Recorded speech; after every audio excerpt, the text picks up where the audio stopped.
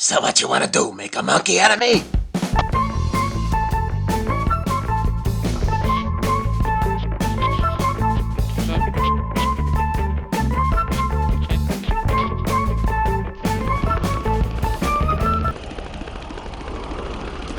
I woke that morning at the hotel, thinking through the questions I would ask. 5 months to secure my visa, a week to find this potato truck. Today, finally, the interview. When somebody has 1 minute of his time, it passes quickly. Before I had met him, I heard him described as raw executive talent, the consummate entertainer, and good at pool. But one day, while editing a documentary I was doing on hairless pets, a mysterious package appeared outside my loft in the village. See for yourself.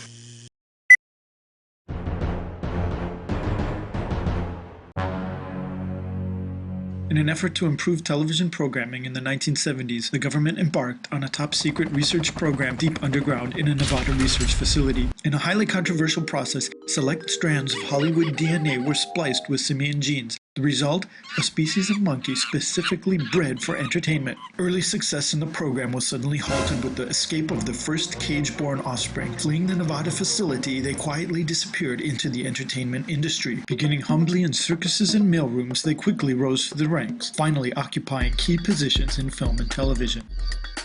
From the offensive stink of this government scandal, one name floated to the top: Mr. Chim.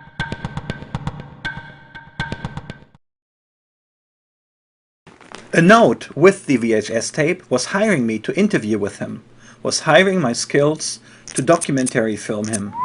It looked interesting. I was known to do animal documentaries. And I needed the money, you see. My condition was pitiful then. So I accepted. And now I was determined to unravel these onions. Cashing in a favor from a friend at the Verdansk bottling plant, I found out he was here in St. Petersburg now. I heard he only had a few days of shooting left on Molotov Mambo.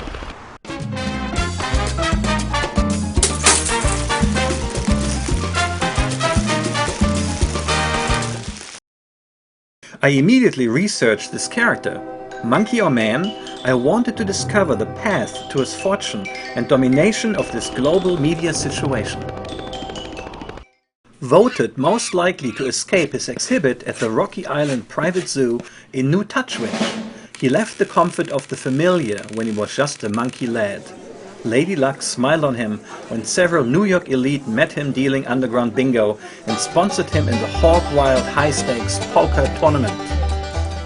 Now, with $10,000 in gambling proceeds, he went west and opened a small talent studio and laundromat outside the North Gate at the Warner Brothers main lot in California. Through exceptional good fortune with a local ventriloquist and a high demand for next-day dry cleaning, he amassed his first $1 million by the age of 7. That is 21 in monkey and dog years. Abandoning his hard-working ventriloquists and selling the laundry half of his business, he positioned himself for the production of his first full project, Chivago ND. Called the psycho mockudrama by the critics, he established a new genre of film. Greasing the wheels of progress, he made nice with state officials and created a network that paved his way to the world of politics. After a small felony tax evasion scandal ended his run for president, he left politics, making a full commitment to entertainment. This led to the beginning of his golden age of media production. I practiced the lines in my mind, but I was still nervous. I had interviewed heads of state and kings, but to be in the presence of his type of genius was not something for a man. Always the filmmaker, it was told he walked always with a stack of unread script. It was said he never read the script, he walked only with unread script. They said it was the possibility of the unknown that drive his geniuses. He did rent at the Tsar Palace for time of shooting. I waited with the microphone able and the lights quite ready. It was hours past. When the interview at lastly began, I spoke in my American voice so he would not upset. Do people ever call you Mr. Chim? Does that bother you? Oh, I hate that. I go, drop the P. Everyone calls you Mr. Chim. but what's your full name? Mr. Chim. I mean, our family name was Chim, and I was the firstborn boy, and they called me Mister. Do you think television has changed a lot? What kind of a stupid question is that? You idiot. Hell yes. I love Lucy, The Honeymooners, MASH. Now there are all those reality shows. That's what America wants? I mean, watch some guy with dyed hair teach a young weasel how to turn a percentage? You know of what I speak. Give me the Flintstones any day. Or even reruns of Will and Grace. The interview ended so much suddenly. My 1 minute that were promised was not finished, but he had, how you say it, an itch, and you see he was gonna scratch it.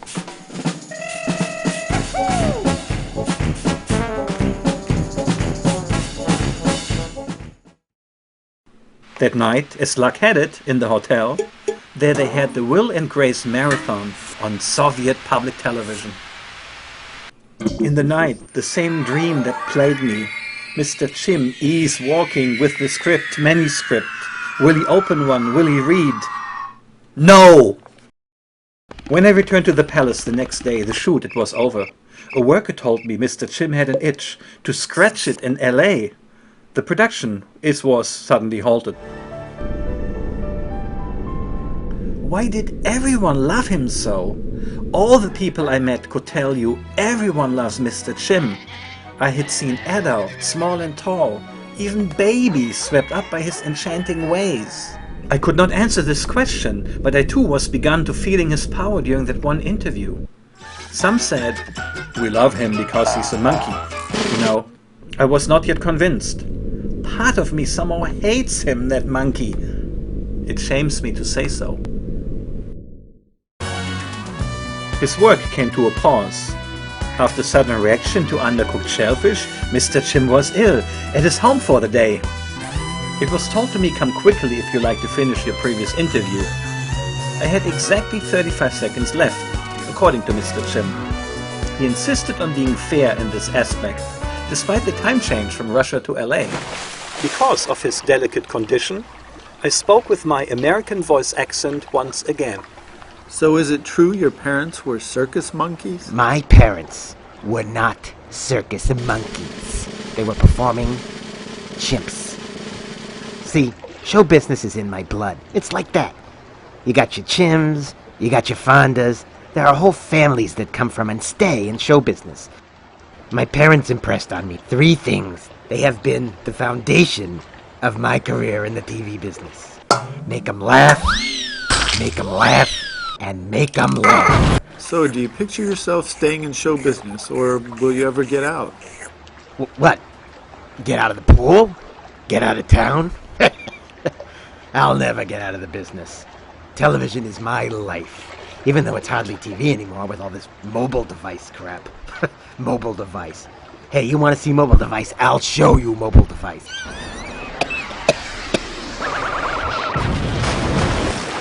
What's this? Oh, impossible! This small moment reshaping my entire understanding of live and life and the Earth planet in its space. Amazing. He's not phased at all. Even at all. Like he knew it about life in the stars all along. Suddenly he's gone. He felt the work now. His encounter with the alien twins inspired him. This is the creative mind. This is it, and a good point. The creative mind works like this, really. He let them clean to wash in his estate. To wash the glorious cosmos from their living corpses, he said. And I heard it. They can use the loofah, he said. Perhaps this has never happened. No one has ever heard of him to share it. That's personal, his loofah. These aliens were interesting to me. The way they quickly dressed to be like him. Was this strange? Did this all happen before? Life repeats? Interesting, the theme of repetition. And then sudden appearance now of twins? The deadline for my documentary, Mr. Chim to the Client, was approaching. To get additional material, I broke into the guard station at his building and find the location of his office. Here. Here was where his genius could be free to run, where magic was made then, where careers of men were forged and crushed. Now I was uncovering more layers to his onions. I did hear about his many female companions, but until now it had not been so clear. His first love ended badly. This was known by all who followed the love newspapers. Majik was a chimp of the world, and he was just a young puppy of love back then. She was an advocate for social causes, volunteering in public schools on Health Day. Their romance ended in heartbreak when, without explanation, Majik told him she was joining a commune dedicated to nude rock climbing and podiatry. Mary was the local drawing model who became the shoulder to cry on. Their relationship heated when Mr. Chim began life as a professional gambler, and later cooled when Mary told him it was time for him to meet Mother. On the West Coast, he turned to a shallow life of flea-picking parties and blind dating. Camille, Sugar, Sunshine, Jolene, Cactus, Deborah, Francine, Jaylee, as the list of broken-hearted females grew, Chim he was growing cold to female companionship. Dedicated only to his business, he turned his back on intimacy. Driven to create a media empire, he developed ruthless qualities. It was much later that he found his thoughts returning to Mary, the one he had pushed aside long ago. It was only then he appreciated her intense family instincts. I found the note on his desk calendar. After the shoot, he was to drink then at Soul Tiki, his favorite lounge when he was only wanting to be focused and alone. I was very fortunate to find him, as you know, able still to talk. I spoke to him in American accent and dressed as if I was working there. He did never know it was me. He did never know it was for my documentary film. You will see here the passion of the artist for the art. Do you think television has been affected by the internet? Television affected by the internet? Television is infected by the internet. I don't even know if the word broadcast applies anymore. You'll probably be downloading this interview to your iPod. It'll probably be compressed so much, it'll look like one of those hidden camera pieces. Drink over here, please. I'm a little parched. It was I who followed his swerving car through a Wilshire district, then Forest Lawn swerving. Tears? Tears at the grave of his mother? What's this?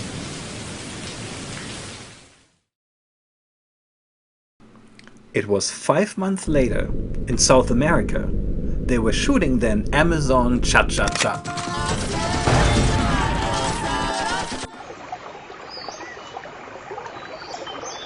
They gave me 30 seconds with him in a converted tool check. He would not shoot now without the alien twins, who was become his constant companion. Mr. Chim himself was taking on a new quality. His publicist later called to this as his Brando Apocalypse Now quality. I was tempted to use my voice, but not. I speak with his favorite, the American voice accent. Tell me about, Look, who's the interviewer and who's the interviewee? I will drive this interview. Oh, sorry, mister. Yes. People ask me all the time, how did you get started in this business? When I was very, very young, I got a bit part in the movie Sunset Boulevard. They had a live chimp, and then they had a dead chimp, and I played the dead one. That was very exciting, and I knew that I wanted to be in the business. Tell us about yourself. Who's the monkey behind the mask? Actually, I'm a very private person. Do you believe this crap? If I see one more celebrity interview where they say, I'm a very private person, and they have just a little start of a tear in their eye.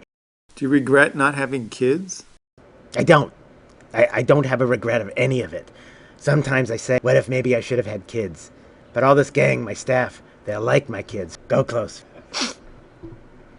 It's like all of them are like my kids. Do you believe this crap? They are my kids, but it's not like I'm going to put them through college or even lend them my car. This film was close to his heart. He made it as a tribute to his dead mother. She was born young and free in this jungle. Here, you see this jungle.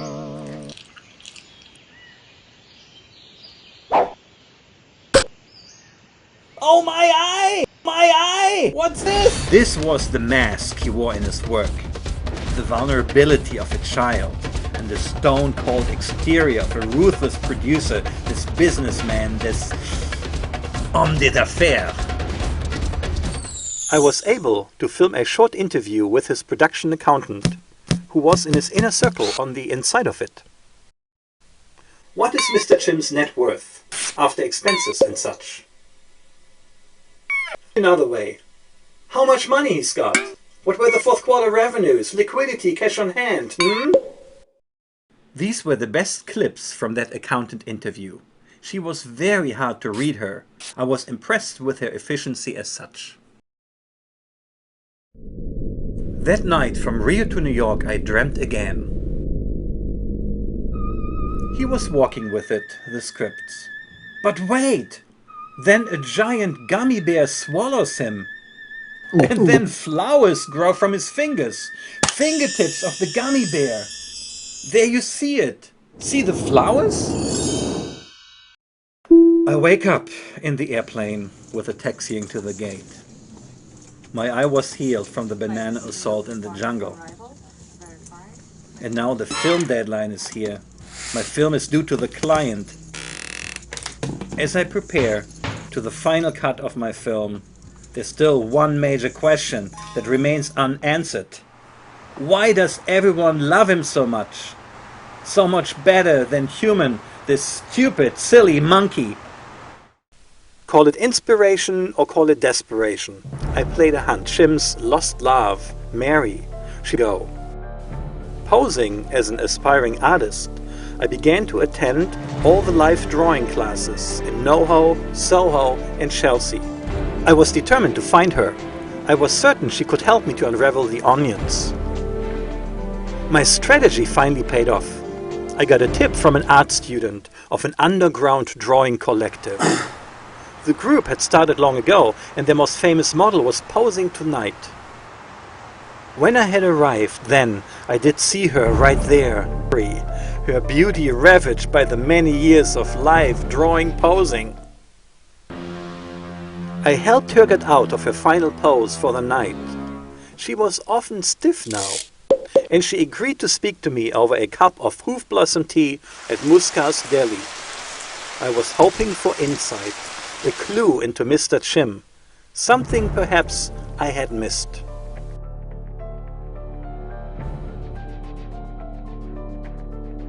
You want to understand something, but you can't. What can I say to you? In your vagabond ways, I can't bear to think it. Look at you. You think you know him, but you don't know anything. I can tell you, he was a torture monkey, yes. How do you mean, tortured? Why? Yes, I know, his mother died in the zoo. My goodness, yes! Mr. left New Touchwich at her begging. Oh, poor Mr. was so tortured. His pain made him completely irresistible. I was hopelessly in love. Hopeless. He was to return to her, to free her. He had the whole plan to buy the freedom of several of them with his gambling winnings. Yes. It was not to be. No, not. He was almost in time. His mother passed suddenly with the complication. You see, zoo exhibits were quite barbaric in those times. How it happened is not important. However, Mr. never forgave. But how is this to make everyone love him? He wanted to help his mother, yes, we all feel that way.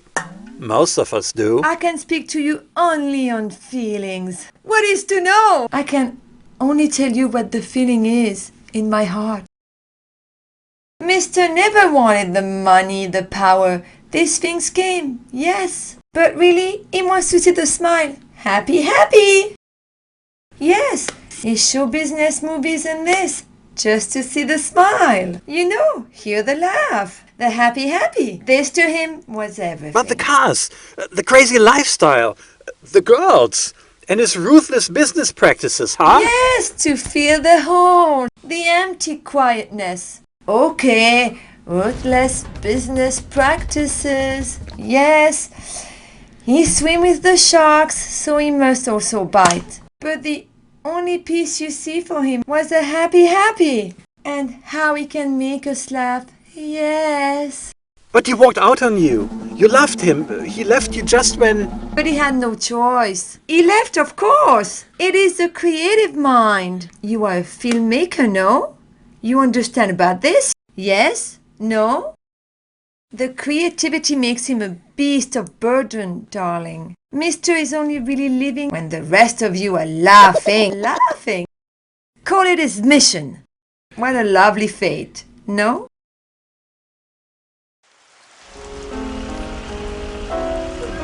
Mary's words rang like a fire gong in my head. As it pounded on my ears with their banging, I began to give up. But at that moment, something fortuitous happened. There it was, the long limo car of Mr. Chim. It was quietly approaching. Hey, Mr. Chim, please roll down. Can I get a word? Just a moment, please, just a word.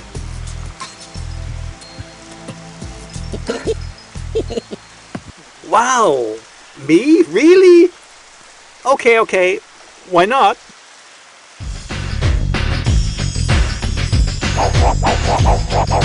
Hey, hold on, what's this? Mr. Chim, this is going too far. Arrogant, selfish monkey, bad monkey, untie me. You, my friend, are off your coconut. You still don't get it. Do I have to spell it out for you? Laughter is our medicine. The sick ones need it most. Laughter is our medicine, so have a double dose. Laughter is our medicine. It can never be too strong. Laughter is our medicine. It can never last too long. Laughter is our medicine. Cost is nearly free. It's limited in side effects with low toxicity. The more I sing, the more you'll say. It's simple, yes, it's true. The more you try our medicine, the last laugh is on you. Monkey see, now monkey do. So show me what you've learned. Your sour face is gone, my friend. Your mood, it now has died. The more I've lived, the more I've learned that laughter is the key. And looky here, the doctor's in, so the last laugh is on me. A healthy day begins with fruit. Bananas are the bomb. So have a piece of wonder fruit. How can you go wrong?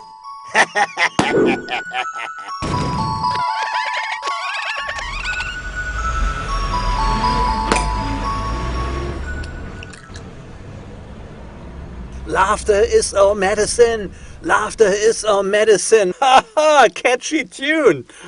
Mary was right.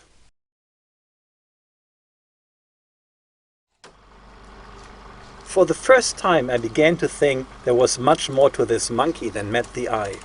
As I looked for the perfect line to end my film, I remembered what the parents of Mr. Chim had once said, high above the crowd, walking the circus wire. Make him laugh, and make him laugh. I'm really hungry for a banana right now.